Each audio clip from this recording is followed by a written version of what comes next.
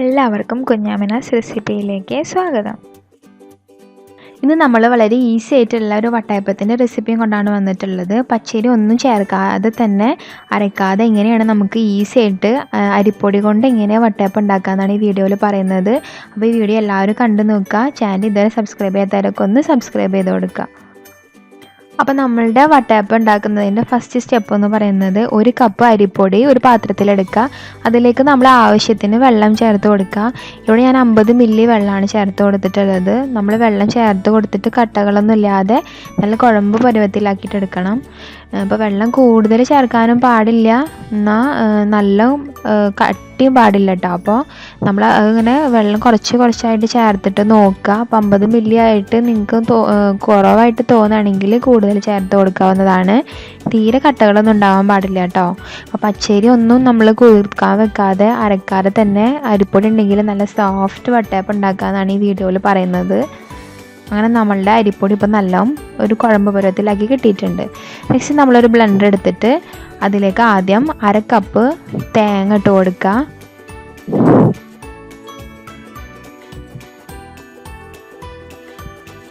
അടുത്തതിലേക്ക് നമ്മൾ 1/2 കപ്പ് ചോറിട്ട് കൊടുക്കുക. തലേന്നത്തെ ചോറോ അപ്പം അന്നുണ്ടാക്കിയ ചോറ് എന്തായാലും മതിയാവും.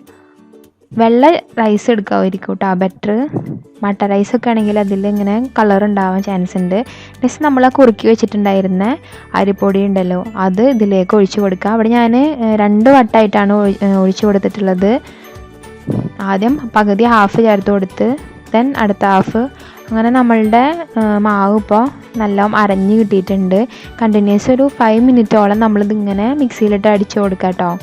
അപ്പോൾ കണ്ടില്ലേ ഇതേപോലത്തെ ഒരു പരുവായി കിട്ടും. അപ്പോൾ ബാക്കിയുള്ള മാവും കൂടി ചേർത്തിട്ട് ഞാൻ ഒന്നും കൂടി അരച്ചെടുക്കുകയാണ്. അങ്ങനെ നമ്മളുടെ മാവ് കംപ്ലീറ്റ് അരച്ച് കഴിഞ്ഞല്ലോ. ഇതിലേക്ക് നമ്മൾ 1 ടേബിൾ സ്പൂൺ ഡ്രൈ ഈസ്റ്റ് ചേർത്ത് കൊടുക്കുക. അങ്ങനെ തരി ആയിട്ടുള്ള മണി പോലത്തെ ഈസ്റ്റ് വേണം കേട്ടോ ചേർത്ത് കൊടുക്കാൻ. പിന്നെ അല്പം കൂടി വെള്ളം ചേർത്ത് കൊടുക്കുന്നുണ്ട്, കാരണം നല്ലോണം തിക്കായിട്ടുള്ള ബാറ്ററാണ് എനിക്ക് കിട്ടിയിട്ടുള്ളത്. ദെൻ ഇതിലേക്ക് നമ്മൾ 5 ടേബിൾ സ്പൂൺ പഞ്ചസാര ചേർത്ത് കൊടുക്കുക. അപ്പോൾ പഞ്ചസാര കുറവ് ഇഷ്ടമുള്ളവർ അതിനനുസരിച്ച് കുറച്ച് കൊടുക്കുക, കൂടുതൽ ഇഷ്ടമുള്ളവർ കൂട്ടി കൊടുക്കുക. പിന്നെ 1 ടീസ്പൂൺ ഉപ്പും കൂടി ചേർത്തിട്ട് ഇത് ഒന്നും കൂടി നന്നായി അരച്ചെടുക്കുക. അങ്ങനെ നമ്മളുടെ പേസ്റ്റ് ഇപ്പോൾ കറക്റ്റ് പാകത്തിൽ നമുക്ക് അരഞ്ഞ് കിട്ടിയിട്ടുണ്ട്. കണ്ടില്ലേ ഇതേപോലെ ഒരു കൺസിസ്റ്റൻസി ആയിരിക്കണം. കൂടുതൽ തിക്കായിട്ടുണ്ടെങ്കിൽ നമുക്ക് ഇനി വെള്ളം ഒഴിച്ച് കൊടുത്തിട്ട് ഒന്ന് ലൂസാക്കി എടുക്കാൻ പറ്റും. നെക്സ്റ്റ് നമ്മൾ ഇതിൻ്റെ ഫെർമെൻറ്റേഷന് വേണ്ടിയിട്ട് ഇതൊന്ന് പൊന്താൻ വേണ്ടിയിട്ട് വേറൊരു പാത്രത്തിലേക്ക് നമ്മൾ ഒഴിച്ച് കൊടുക്കുക. ഇത് ഒഴിച്ച് കൊടുത്ത ശേഷം ഒരു 3 മണിക്കൂറോളം നമ്മൾ റൂം ടെമ്പറേച്ചറിൽ വെക്കണം മൂടിയിട്ട്. എന്നാൽ മാത്രമേ അത് നാച്ചുറലായിട്ട് പൊന്തി കിട്ടുള്ളൂ. ഇപ്പം മിക്കതും നമ്മൾ ചൂടുള്ള സ്ഥലത്ത് വെക്കുകയായിരിക്കും ബെറ്റർ. തണുപ്പുള്ള സ്ഥലത്താണെങ്കിൽ 3 to 5 മണിക്കൂർ കൂടുതൽ വേണ്ടി വരും കേട്ടോ അതൊന്ന് പൊന്തി കിട്ടാൻ വേണ്ടിയിട്ട്. അപ്പോൾ ഞാൻ ശരിക്കും കൊടുത്തത് 3 മണിക്കൂറാണ്. 3 മണിക്കൂർ കൊണ്ട് കറക്റ്റ് നല്ല പൊന്തി കിട്ടിയിട്ടുണ്ടായിരുന്നു. അങ്ങനെ 3 മണിക്കൂറിന് ശേഷം ഞാൻ തുറന്നു നോക്കിയപ്പോൾ കണ്ടില്ലേ ഇതേപോലെ ഇങ്ങനെ ബബിളി ആയിട്ട് വന്നിട്ടുണ്ട്. നല്ല റൈസ് ആയിട്ടുണ്ട്. ഒഴിച്ച് വെച്ചതിനേക്കാളും കൂടുതലായിട്ട് ഇങ്ങനെ മുകളിലേക്ക് പൊന്തി വന്നിട്ടുണ്ട്. ഇതാണ് അതിൻ്റെ കൺസിസ്റ്റൻസി എന്ന് പറയുന്നത്. നല്ല തിക്കാവാനും പാടില്ല, എന്നാൽ നല്ല ലൂസാവാനും പാടില്ല. ഇനി നമുക്ക് ഉണ്ടാക്കേണ്ട പാത്രത്തിലേക്ക് മാറ്റി കൊടുക്കണം. അപ്പോൾ അതിന് വേണ്ടിയിട്ട് സ്റ്റീലിൻ്റെ പാത്രമാണ് എടുത്തിട്ടുള്ളത്. അപ്പോൾ ആദ്യം നമ്മൾ അതിൽ കുറച്ച് എണ്ണ തടവ് അല്ലെങ്കിൽ നെയ്യോ എണ്ണയോ എന്താണെന്ന് വെച്ചാൽ അതൊന്ന് തടവി കൊടുക്കുക. കാരണം അടിയിൽ പിടിക്കാതിരിക്കാൻ വേണ്ടിയിട്ടാണ് അങ്ങനെ ചെയ്യുന്നത്. ഇവിടെ ഞാൻ 2 പാത്രത്തിലേക്കായിട്ട് വട്ടയപ്പം ഉണ്ടാക്കിയിട്ടുണ്ട്. ഈ മാവ് എനിക്ക് 2 വട്ടയപ്പം ഉണ്ടാക്കാനായിട്ട് തികഞ്ഞിട്ടുണ്ട്. അപ്പോൾ നിങ്ങൾ എത്ര വലിയ പാത്രമാണ് എടുക്കുന്നത് അതിനനുസരിച്ചിട്ട് നിങ്ങൾക്ക് എത്ര വട്ടയപ്പം വെച്ചാൽ ഉണ്ടാക്കാം കേട്ടോ. അപ്പോൾ കുഞ്ഞു പാത്രങ്ങളാണെങ്കിൽ നിങ്ങൾക്ക് കുറേ വട്ടയപ്പം ഉണ്ടാക്കാം. ഇവിടെ ഞാൻ ഏകദേശം നമ്മൾ ചോറൊക്കെ കഴിക്കുന്ന ഒരു പ്ലേറ്റ് ഉണ്ടല്ലോ അതിൻ്റെ വലുപ്പത്തിലുള്ളൊരു പ്ലേറ്റാണ് എടുത്തിട്ടുണ്ടായിരുന്നത്.